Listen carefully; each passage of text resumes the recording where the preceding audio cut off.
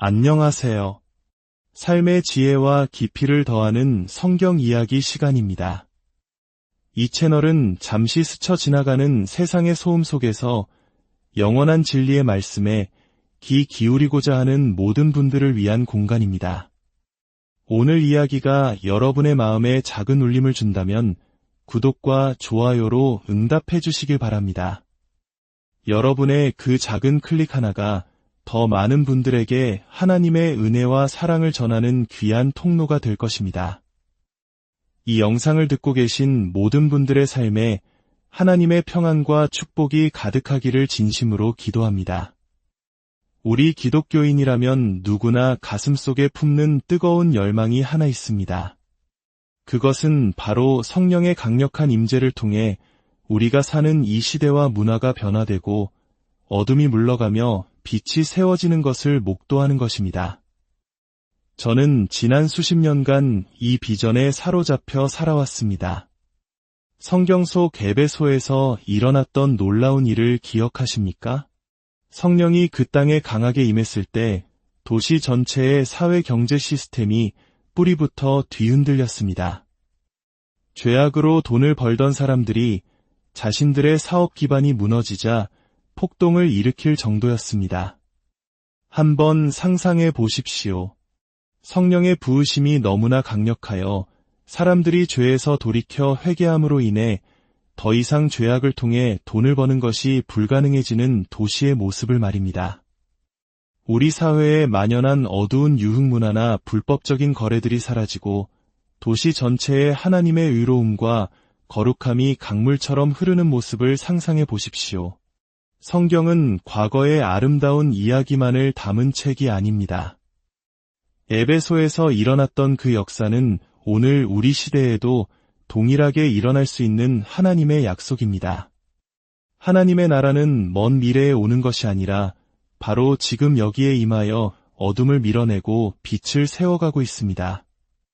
그리고 하나님께서는 바로 저와 여러분을 그 위대한 일의 동역자로 초청하셨습니다.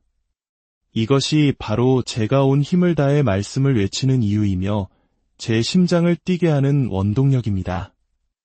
예수님께서 이 땅에 오셨을 때 그분은 하나님 나라의 복음을 선포하셨습니다. 마가복음 1장에서 예수님은 때가 찼고 하나님의 나라가 가까이 왔으니 회개하고 복음을 믿으라고 말씀하셨습니다. 여기서 가까이 왔다는 것은 미래의 일이 아니라 바로 지금 여기에 현실로 임했다는 의미입니다.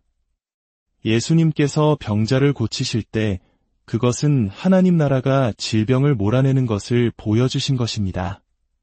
죽은 자를 살리실 때 그것은 하나님 나라가 사망 권세를 이겼음을 선포하신 것입니다. 풍랑을 잠잠하게 하실 때 그것은 하나님 나라가 혼돈의 세력을 다스리심을 증명하신 것입니다. 예수님께서는 이 세상의 어두운 권세, 즉 강한 자로 비유되는 사탄의 집을 침략하여 그의 소유를 강탈하러 오셨다고 말씀하셨습니다. 강한 자를 먼저 결박하지 않고서야 어떻게 그의 집에 들어가 세간을 강탈할 수 있겠느냐는 것입니다. 그리고 저와 여러분은 바로 그 강탈된 전리품입니다. 골로새서의 말씀처럼 우리는 본래 흑암의 권세 아래 있었으나 하나님께서 우리를 그의 사랑하는 아들의 나라로 옮기셨습니다. 우리는 눈먼 자였으나 이제 보게 되었고 기먹은 자였으나 이제 듣게 되었으며 죽은 자였으나 이제 살아나게 된 것입니다. 이 복음의 능력은 실로 엄청납니다. 작가 마이클 버드는 이렇게 말했습니다. 사탄의 힘은 소진되었다. 그의 죄악은 하나님의 아들의 최선에 결코 미치지 못했다. 예수님의 치명적인 상처는 죽음에게 치명타를 날렸다. 이 세상의 어두운 권세들은 하나님 나라라는 거대한 쓰나미가 점점 더 가까이 다가옴에 따라 공포에 떨고 있다. 이 말이 얼마나 가슴 벅찬 진실인지 아십니까? 기독교는 예루살렘에 소외되고 가난한 몇몇 유대인들로부터 시작되었습니다. 그런데 오늘날 전 세계의 기독교인은 26억 명에 이릅니다. 한국을 비롯해 아시아, 남미, 아프리카 등 전 세계에서 복음은 폭발적으로 확장되고 있습니다. 우리는 모두 강한 자에게서 빼앗은 하나님의 귀한 전리품인 것입니다. 그렇다면 대체 어떻게 이런 일이 가능했을까요? 아무런 정치적, 군사적 힘도 없었던 초대교회 성도들이 어떻게 로마라는 거대한 제국을 변화시킬 수 있었을까요? 그들은 끊임없이 박해받고 화형당하고 재산을 빼앗기고 감옥에 갇혔습니다. 그런데도 예수 그리스도의 부활이 실제가 아니라면 도저히 설명할 수 없는 방식으로 복음은 퍼져나갔습니다. 그 비밀을 엿볼 수 있는 귀한 문서가 있습니다.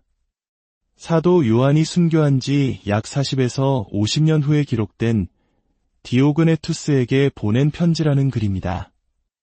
이 편지는 당시 로마인들이 도저히 이해할 수 없었던 기독교인들의 삶의 방식을 생생하게 묘사하고 있습니다. 첫째, 그들은 이 땅에 살지만 그들의 시민권은 하늘에 있었습니다. 그들은 자신이 태어난 조국에 살았지만 마치 나그네처럼 살았습니다. 그들에게는 모든 타국이 조국이었고 모든 조국이 타국과 같았습니다.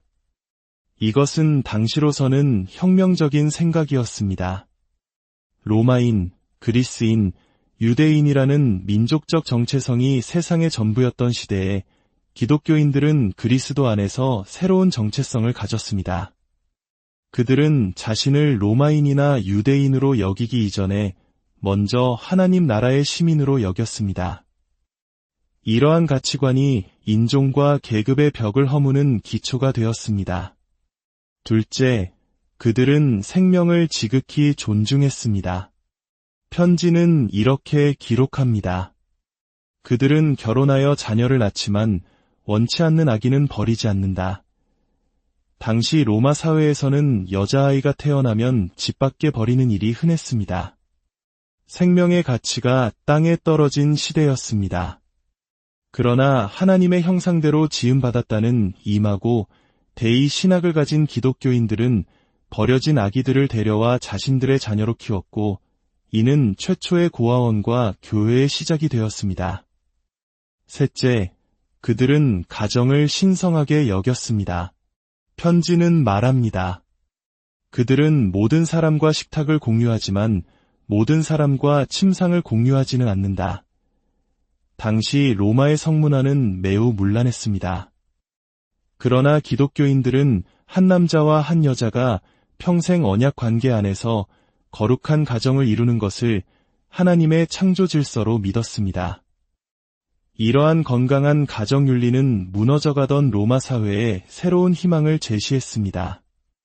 마지막으로 그들은 놀랍도록 너그러운 사람들이었습니다. 편지는 그들의 삶을 이렇게 요약합니다. 그들은 가난하지만 많은 사람을 부유하게 한다. 그들은 모든 것이 부족하지만 모든 것을 풍족하게 누린다. 그들은 어떻게 이것이 가능했을까요?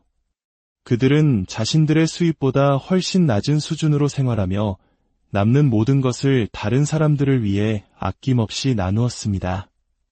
궁핍한 이웃을 돕기 위해 이틀, 사흘씩 금식하는 것을 주저하지 않았습니다. 이들의 삶을 지켜본 아리스티데스라는 사람은 당시 로마 황제에게 이렇게 보고했습니다. 오, 황제시여! 이들은 참으로 새로운 백성이며 그들 가운데는 신적인 무언가가 있습니다. 바로 이 너그러움이 어둠을 몰아내는 하나님 나라의 가장 강력한 무기 중 하나였습니다. 그리고 오늘 우리가 함께 묵상할 말씀은 바로 이 너그러움에 관한 것입니다. 고린도후서 9장 6절에서 11절 말씀입니다. 이것이 곧 적게 심는 자는 적게 거두고 많이 심는 자는 많이 거둔다 하는 말이로다. 각각 그 마음에 정한 대로 할 것이요. 인색함으로나 억지로 하지 말지니 하나님은 즐겨내는 자를 사랑하시느니라. 하나님이 능히 모든 은혜를 너희에게 넘치게 하시나니 이는 너희로 모든 일에 항상 모든 것이 넉넉하여 모든 착한 일을 넘치게 하게 하려 하심이라. 기록된 바 그가 흩어 가난한 자들에게 주었으니 그의 의가 영원토록 있느니라 함과 같으니라. 심는 자에게 씨와 먹을 양식을 주시는 이가 너희 심을 것을 주사 풍성하게 하시고 너희 위에 열매를 더하게 하시리니 너희가 모든 일에 넉넉하여 너그럽게 연보를 함은 그들이 우리로 말미암아 하나님께 감사하게 하는 것이라. 이 말씀의 핵심은 간단합니다. 즐겨내는 자가 되라는 것입니다. 여기서 즐겨라는 헬라어 원어는 힐라론인데 유쾌한, 폭소를 터뜨리는 이라는 뜻을 가집니다. 영어 단어 헐레리어스의 어원이기도 하죠. 하나님께서는 우리가 의무감이나 마지못해 드리는 것을 원치 않으십니다. 마치 참을 수 없는 웃음이 터져나오듯 기쁨과 즐거움이 넘치는 마음으로 드리기를 원하십니다. 그렇다면 어떻게 하면 그렇게 유쾌하게 드리는 사람이 될 수 있을까요? 본문은 두 가지 비결을 알려줍니다. 첫째, 우리를 향한 하나님의 너그러우심을 먼저 깊이 깨달아야 합니다. 8절을 보십시오. 하나님이 능히 모든 은혜를 너희에게 넘치게 하시나니 이는 너희로 모든 일에 항상 모든 것이 넉넉하여. 이 구절을 보십시오. 모든 은혜, 모든 일, 항상 모든 것이 넉넉하게. 이것이 우리를 향한 하나님의 마음입니다. 그분의 은혜는 결코 마르지 않는 샘과 같습니다. 우리의 어떠한 죄와 실패도 그분의 은혜보다 클 수 없습니다. 우리의 구원뿐 아니라 오늘 하루를 살아갈 힘과 지혜, 그리고 우리 인생의 모든 순간을 지탱하시는 그분의 넘치는 은혜를 기억할 때 우리는 비로소 움켜쥐었던 손을 펼 수 있습니다. 둘째, 우리에게 있는 모든 것이 하나님의 것임을 인정해야 합니다. 10절은 말합니다. 심는 자에게 씨와 먹을 양식을 주시는 이가 너희 심을 것을 주사 우리가 먹는 빵도 그 빵을 만들기 위해 심었던 씨앗도 모두 하나님께서 주신 것입니다. 우리에게 있는 시간, 재능, 물질, 건강, 그 어떤 것도 본래 우리의 것이 아닙니다. 우리는 잠시 그것을 맡아 관리하는 청지기일 뿐입니다. 제가 만약 여러분께 50억 원짜리 수표를 드리면서 이 돈으로 당신을 위해 필요한 만큼 쓰시고 나머지는 하나님 나라를 위해 흘려보내십시오라고 부탁했다고 상상해 보십시오. 여러분은 제가 드린 돈을 나누면서 이건 내 돈인데 라고 아까워하지 않을 것입니다. 왜냐하면 그 돈의 주인이 누구인지 알기 때문입니다. 마찬가지로 우리 삶의 모든 것이 하나님께로부터 온 선물임을 깨달을 때 우리는 기쁘게 나눌 수 있습니다. 우리가 하나님 나라를 위해 심을 때 하나님께서 약속하신 수익은 무엇일까요? 그것은 세상이 말하는 재정적인 부유함이 아닙니다. 성경은 그것을 의의 열매라고 말합니다. 우리의 믿음이 자라나고 인색함과 이기심에서 벗어나 하나님의 성품을 닮아가는 것, 그리고 우리의 나눔을 통해 다른 사람이 살아나고 하나님께 감사를 돌리게 되는 것, 이것이 바로 가장 위대한 투자 수익입니다. 몇 년 전 저는 오랫동안 제 수입의 일부를 하나님께 드리지 않고 제 개인적인 용도로만 사용해왔다는 것을 깨닫고 깊이 회개한 적이 있습니다. 그리고 밀린 헌금을 계산하여 교회에 드렸습니다.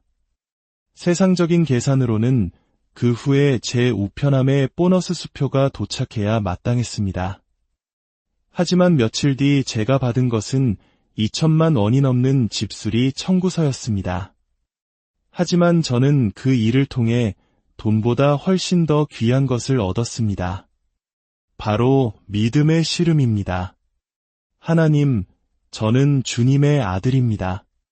모든 것이 주님의 것입니다. 저는 주님의 손 안에서 안전합니다.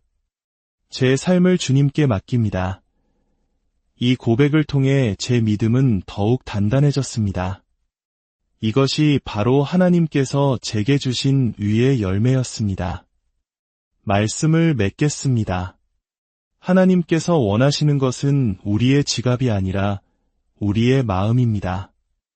예수님께서 말씀하셨습니다. 너희를 위하여 보물을 땅에 쌓아 두지 말라. 오직 너희를 위하여 보물을 하늘에 쌓아 두라. 내 보물 있는 그곳에는 내 마음도 있느니라. 오늘 이 말씀을 통해 우리 모두가 우리를 향한 하나님의 놀라운 은혜와 너그러우심을 다시 한번 깊이 깨닫기를 소망합니다. 그리하여 움켜쥐었던 손을 펴고 세상을 향해 하나님의 사랑을 흘려보내는 축복의 통로로 살아갈 수 있기를 바랍니다.